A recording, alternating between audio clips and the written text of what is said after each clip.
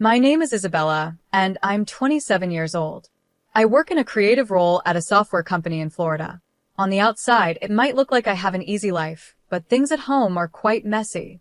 A year ago, my dad's company went bankrupt without warning. Since then, I had to move back to my hometown to live with my parents and my sister, Mary. Our family depends on my income to keep going. One evening, my mom started a conversation while we were sitting around.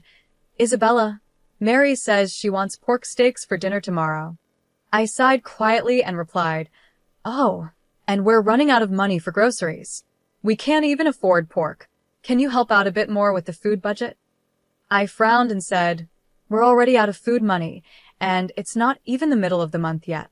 That's when Mary chimed in, "Big sis, you're not giving enough money for food." I was shocked. "What do you mean? I'm already giving $10,000. That should be more than enough." Mary snorted. "Big sis, prices are higher now. $10,000 isn't enough for a family of four anymore." I couldn't hold back my frustration. "Just $10,000? If you have a problem with it, why don't you get a job and help pay for the food yourself?" Mom jumped in, taking Mary's side. "It's hard to find a job. I feel bad for Mary." I couldn't help but feel bitter. Mary uses her so-called job search as an excuse, but the truth is, she's just sitting around doing nothing. Plus, the money I give is secretly being passed to Mary as pocket money by my mom. "Enough," I finally said. "If it's so hard to manage, why don't we sell this house and move back to Grandma's hometown? Maybe we could find jobs there and life wouldn't be so tough." But Mom shut that idea down right away. "No way, I'm not going back to that town. My grandma owns a successful Italian restaurant in Miami where we could work and we'd have free pizza and pasta to eat. Life would definitely be easier. But Grandma is really strict, especially when it comes to making pizza. My mom hates this and doesn't want to deal with the hard work of making pizza. My dad always says, 'Why are we so quick to ask Grandma for help when we're supposed to be supporting ourselves?' That's just being spoiled."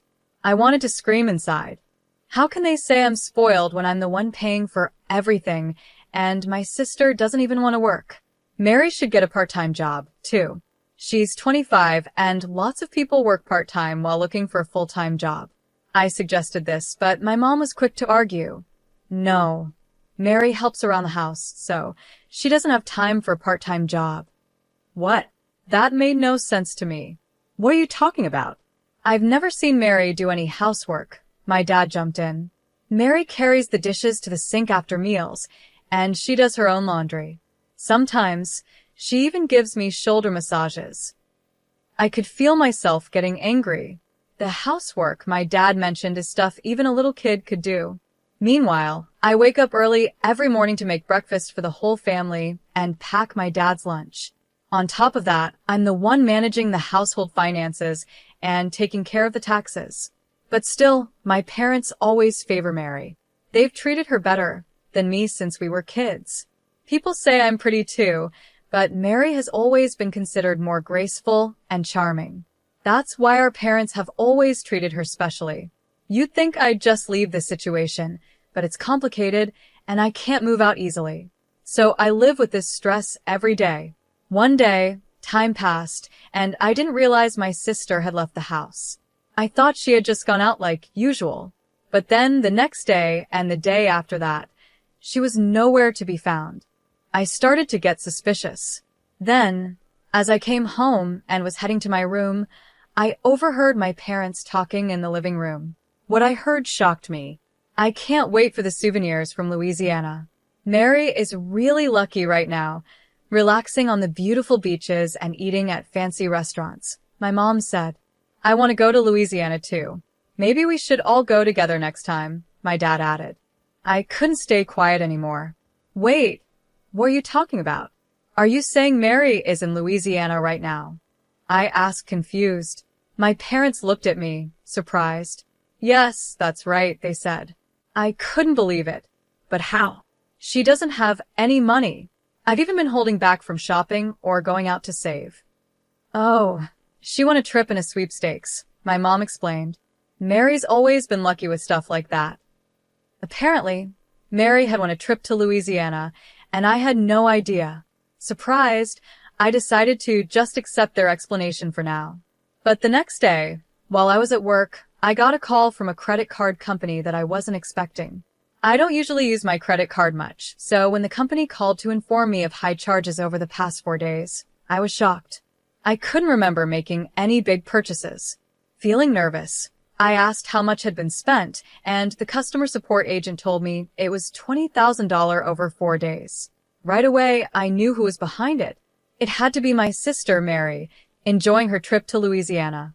She may have won the hotel stay and plane tickets, but she still needed money for souvenirs and other things. Determined to find out the truth, I called her.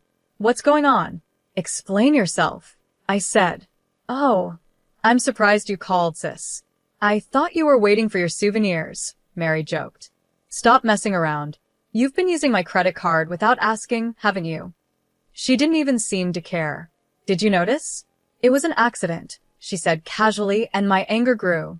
I regretted not realizing sooner that someone had gone through my stuff. What were you thinking? Using someone's credit card without permission is a crime. It might be a problem if it was someone else's, but we're family, Isabella. You should really study up on these things, she replied. How could you spend $20,000 in just 4 days? That's a crazy amount of money. Well, besides the free flight and hotel, I had to pay for all the other activities, shopping, and meals. I went to fancy restaurants, bought some branded stuff, and took taxis. Before I knew it, I spent over $20,000. Spending that much money is just not okay, Mary. What were you thinking? Why are you so mad? I used the card because it was going to expire soon. That's all, sis. I'll leave the bill to you, she said cheerfully, then hung up the phone. I was left speechless. The whole thing was so sudden. After that, Mary kept trying to contact me, but I ignored her. Eventually, she left a message on my voicemail saying, I guess I really messed up this time. I'm so foolish. I couldn't help but laugh at how casual she was about it. Later that evening, when I got home, my parents rushed to greet me. Welcome back, they said. How can you act so calm? Mary's in a tough spot, my mom added. Why did you stop the card? She's in trouble. So what? She used my card without permission, so of course I stopped it, I replied. As soon as the credit card company called, and I noticed the charges I didn't recognize, I canceled the card right away. Apparently, Mary tried to use the card after it was blocked and panicked when it didn't work. She then took out her frustration on me, but since I kept ignoring her, she finally turned to our parents for help. Your sister's in trouble in another country, and you're not going to do anything? Are you still saying that? Just because we're family doesn't mean it's okay to use someone's card to blow $20,000. I don't think you should be so heartless, my mom said. How can you be so cold? It's because of your attitude that you never get to go on trips. Mary planned to buy us souvenirs with the card, so what's the big deal? I couldn't believe what I was hearing. You two are unbelievable. How can you think that way?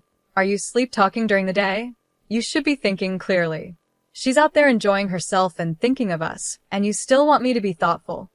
Thoughtful? Can you still say that after hearing this? I pulled out my phone and played the voicemail my sister had left me. Mary's voice came through loud and clear. Make the card usable, you miser. Our parents' cards are maxed out and I can't use them. You're being so cheap, not even giving me pocket money for this trip. How useless can they be? After hearing Mary's angry message, my parents went silent. Their anger quickly faded, and they rushed to their room to check their credit cards. A few minutes later, I heard them screaming in panic. When I went to check on them, their faces were red with anger. I can't believe Mary used my card without asking after everything we've done for her, my dad said, furious. She even took the bank book and our cards. I feel so betrayed. Oh, I responded coldly. Wasn't it supposed to be a kind act from Mary to buy you souvenirs? You said she was thinking of us and trying to have fun for our sake, right? Yeah, that's what we thought, but our money is still safe, right? My mom muttered, unsure. When I saw how quickly their attitudes changed once they realized their money was still safe, I couldn't hide my disappointment. Well then, Why don't you just raise the card limit and pay off the balance so she can use it again? Let the kind Mary who is trying to buy you souvenirs have it. That's not possible, my mom said. We don't have any savings left. What are we going to do? Mary stuck out there with no money for food or anything. After the chaos, my dad suddenly turned to me. Isabella, please. We'll start fresh. We promise to work together to support this family. Please help Mary. What are you talking about? Does that include me now? I asked sarcastically. Moved by my dad's words, my mom knelt down in front of me. I was shocked for a moment, but then I couldn't help but laugh bitterly. It's a little late for apologies now, I said. But my mom continued, pleading with me earnestly. I swear I will change. I will do my best to support everyone from now on. I won't wrong you or her ever again. Despite everything, I couldn't stop laughing at the absurdity of the situation. As my parents went back to their room, I quietly took out my credit card, still unsure of what to do next. I had secretly discovered a credit card that still had a valid expiration date and hadn't been used. So I suggested, why don't you give this card to Mary and take a family trip together? My parents were thrilled by the idea. They immediately contacted my sister, and they all began to excitedly prepare for the trip. I even booked their flights to Louisiana online while watching them with a smile. After everything was set, I made a call to a certain number. 5 days later, when my parents and sister returned from Louisiana, Mary greeted me with, Big sis, thank you for letting us enjoy Louisiana. It's rare for you to come pick us up. Are you expecting souvenirs? Sorry, I didn't buy anything. It was clear they had a great time and had already forgotten to be thankful for my help. Seeing this, I knew it was time to put my plan into action. I could barely contain my excitement. Looks like you had a lot of fun. Was that the last big moment of your life? What do you mean by last? Mary asked, confused. Well, I've decided to sell the house, I said casually. I've already sent our belongings to the new place, and someone's coming to pick us up. My parents and sister were completely shocked. They noticed the for sale sign at the entrance of her home. What? What is this? Did you really sell the house? What's going on? They demanded. Facing their astonished faces, I explained further. Actually, a real estate agent I know from university was interested in this land for a while and had been asking to buy the house and land together. I always said no because I thought keeping the house made sense. But I recently changed my mind. I realized that selling this house and living on my own again would give me financial and mental freedom. My parents protested. You can't sell the house on your own. It's illegal. This house belongs to Dad, not you. Staying calm, I replied, Oh, you seem pretty upset about it. But what if I told you the house and land are actually in my name? What? They exclaimed in disbelief. Dad, do you remember when you couldn't pay the taxes and came to me for help? I agreed to pay on the condition that we change the house's ownership to my name. You signed the papers back then, remember? Dad's face fell as the memory came rushing back. Ah, that's right. I continued explaining. I didn't leave this house because it was already in my name. I was waiting for the right time to get you all out so I could sell it. It was tough to find an opportunity since you were always home. But when I sent you to Louisiana, I finally had my chance. With everyone out of the house, I could go ahead and sell it. Everyone was in shock. What? They gasped. As I mentioned earlier, I continued calmly. Your luggage has already been sent to the new place, so don't worry. The pickup will arrive soon. Pickup? What do you mean? My mom asked, still confused. Grandma is waiting for everyone. She's excited to see you, I said with a smile. Wait, Grandma? You mean Mom? My dad asked, his voice shaky. Yep, I talked to her, and she agreed to take everyone in. She's eager to knock some sense into you. She even told me to send your luggage. So, get ready for daily pizza making and cleaning at Grandma's restaurant. My parents and Mary were stunned. We can't go to Grandma's. We don't want to. Mary cried out. Oh, I see. Well, you can do whatever you like, but without a house or jobs, how do you plan to live? And don't forget about the credit card bill. How are you going to pay it off? What are you talking about? My mom asked nervously. The card is in your name.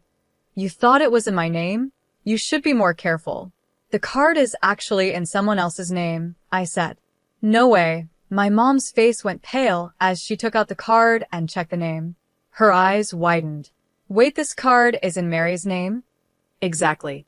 The credit card I gave you was one I found in Mary's room. It was the first card she got when she started working, but she quit that job soon after. It seems she never used it. What? I've spent too much. What should I do now? My mom panicked. Well, since Mary's name is on the card, she has no choice but to pay it off. And you'll all need to work hard at Grandma's to cover your stay, without causing any trouble. Mary resisted until the very end, but our parents, seeing no other option, stayed silent and waited for Grandma's arrival. When she came, they all headed to her house and restaurant in Miami. Under Grandma's strict supervision, and with the help of her veteran employees, they learned to work hard, even shedding tears along the way. The $230,000 that had been charged to my card was eventually paid back to me by Mary, under Grandma's watchful eye. Although I had planned to settle everything by selling the house, Grandma managed to recover the living expenses I had previously covered and even took a portion of my parents' salaries to pay me back. Later, I moved into an apartment closer to my job and was able to live alone again. My new life was going smoothly, and I started enjoying peaceful days.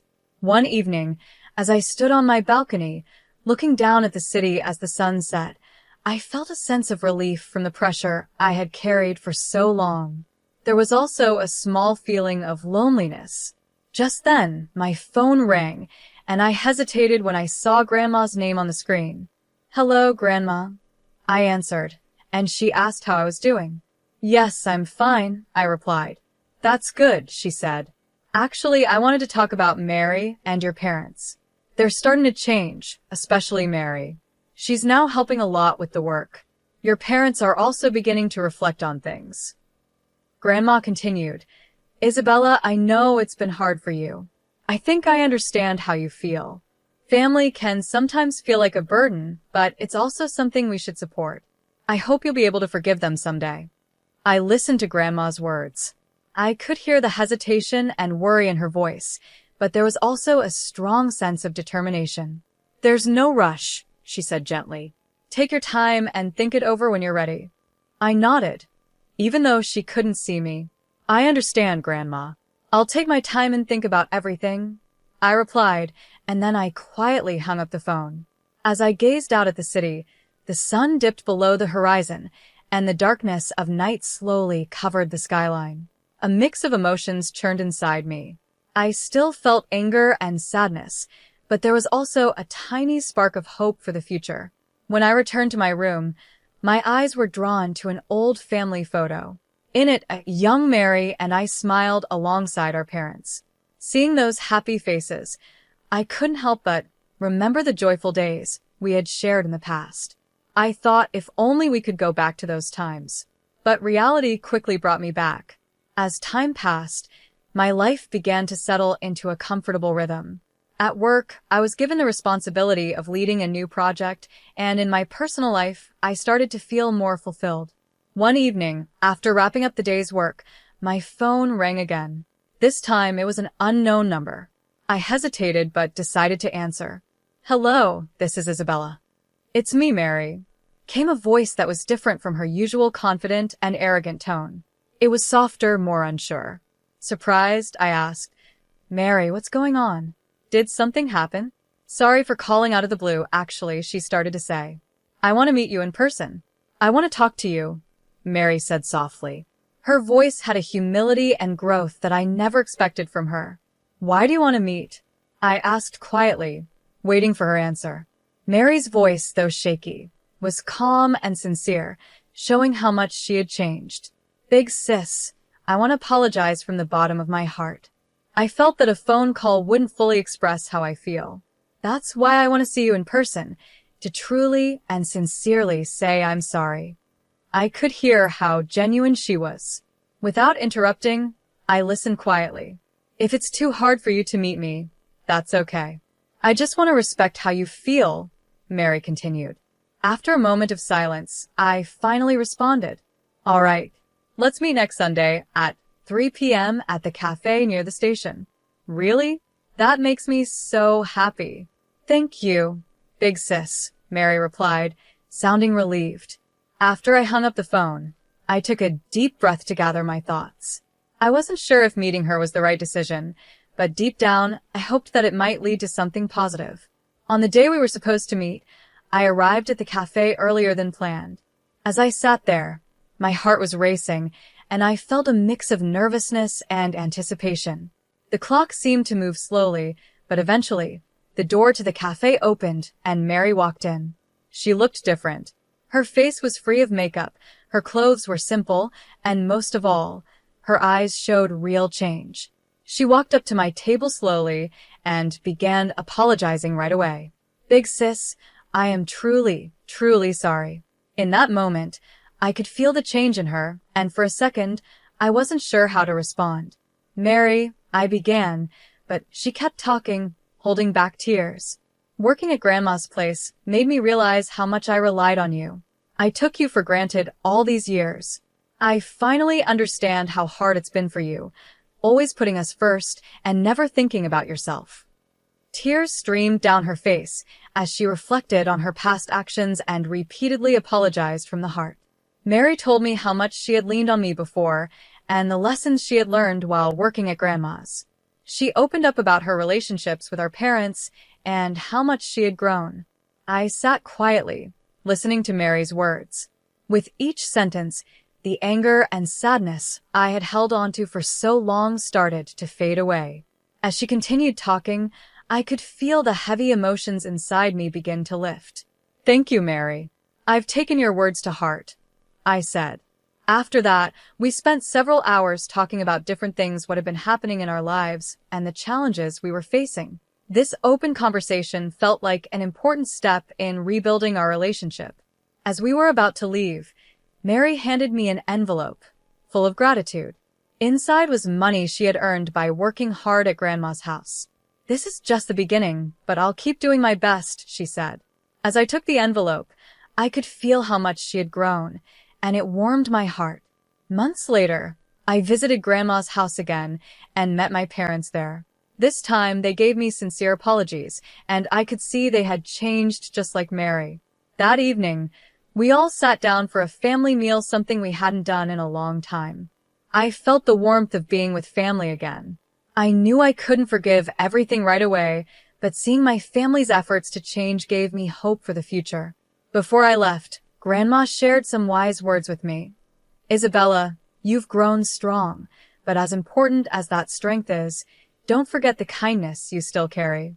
That's the most important thing. When Grandma hugged me, I couldn't hold back my emotions and started to cry. I felt like this was the beginning of a new chapter with my family, and the weight on my heart started to lift.